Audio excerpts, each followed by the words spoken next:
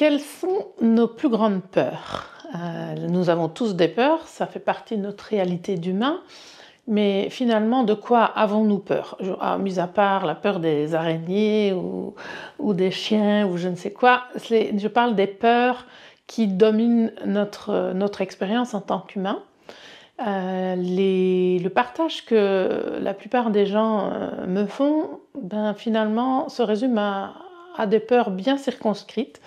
Les principales sont la peur de souffrir, la peur du jugement, du rejet, la peur de l'échec, et bien la peur de la solitude.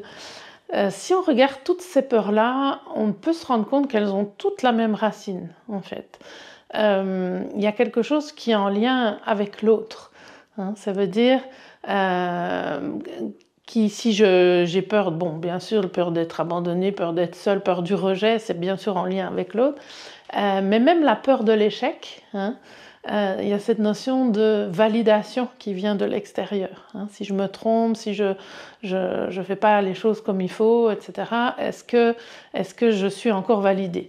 Donc, les peurs de l'être humain, les plus récurrentes, en tout cas dans le quotidien, je parle des peurs que nous vivons chacun et qui sont présentes pour chacun, il y a cette notion de validation. Alors, je vous rappelle que la peur, finalement, c'est un état, un ressenti qui se déclenche quand il y a la perception d'une menace, d'un danger, et c'est censé nous prémunir, nous permettre de nous organiser pour faire face à ce danger, c'est-à-dire de faire ce qu'il faut pour notre survie. Et la problématique dans nos vies, si vous regardez bien pour vous, vous allez vous rendre compte que la plupart de nos peurs ne sont plus nécessairement en lien avec un danger réel.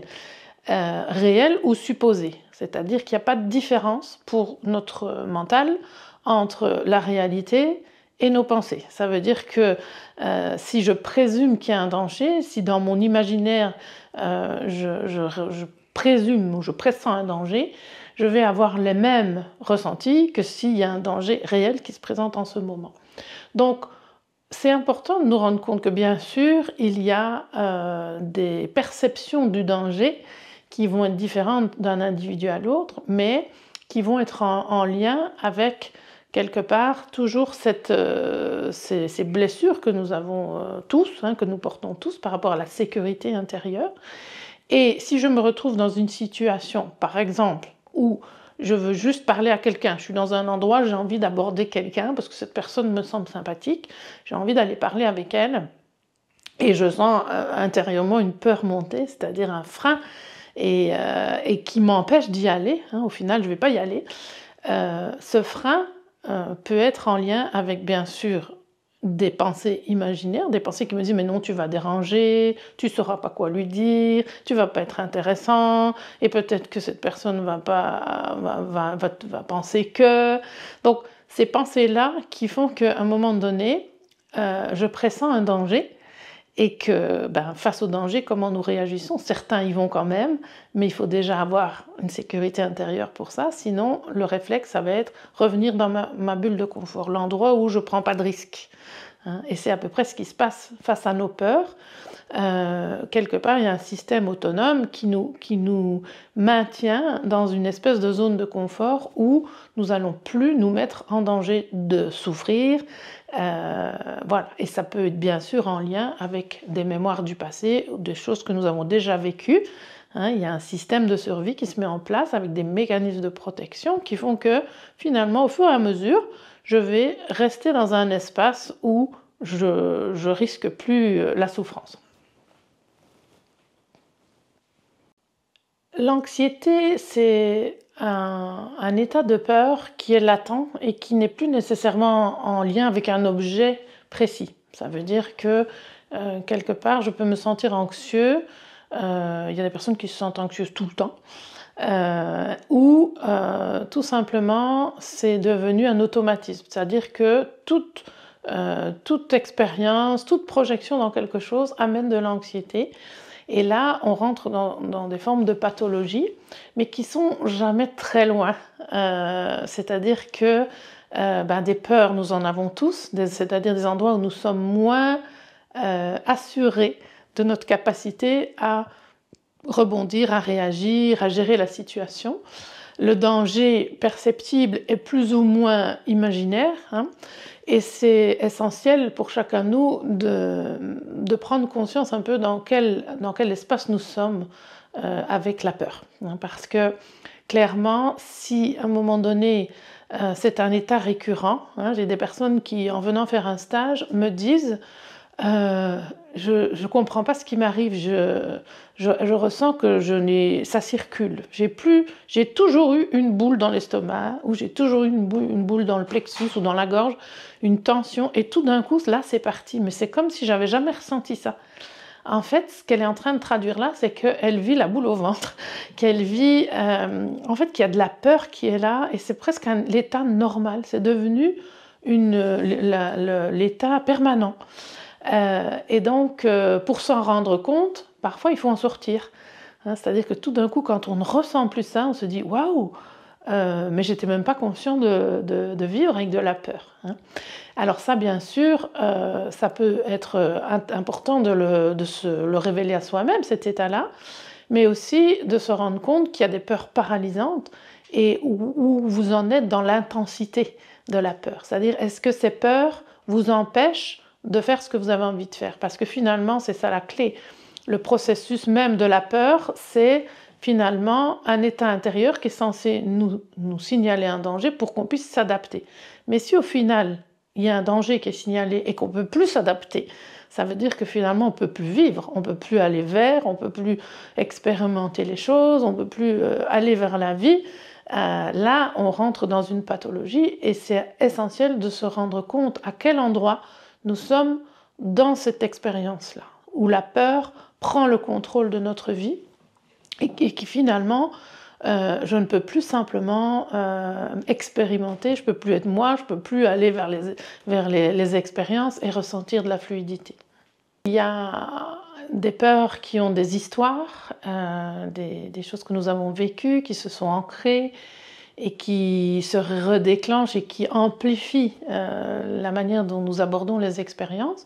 Et c'est important de pouvoir aller voir ces endroits-là, hein, pour pouvoir mettre de la lumière dessus et quelque part trouver les ressources que nous n'avons peut-être pas eues au moment où ça s'est passé, pour réactualiser notre état intérieur. Mais il y a aussi cette nouvelle posture qui, à mes yeux, est encore plus intéressante, c'est la posture du lâcher-prise. Alors ça, c'est un mot bateau et c'est pas toujours facile à comprendre tant qu'on l'a pas vécu dans son corps et qu'on l'a pas intégré, cette notion-là. Mais lâcher-prise, ça veut dire quelque part se mettre dans le oui, se mettre dans l'expérience, et quelque part, le pire, finalement, le pire résultat que nous puissions toucher quand on laisse la peur dominer nos vies, c'est de ne plus l'explorer, c'est de ne plus nous explorer nous-mêmes, parce que c'est en nous explorant qu'on se révèle, et il n'y a pas d'âge pour se révéler, hein, et c'est vraiment essentiel de continuer à pouvoir aller dans le mouvement. Et le problème de l'humain, c'est que quand il a peur, il essaye de contrôler, il essaye de rigidifier pour maîtriser les situations, pour essayer justement d'éviter la souffrance. Et quelque part, c'est bien présomptueux parce que c'est vrai que nous n'avons pas le pouvoir sur la vie.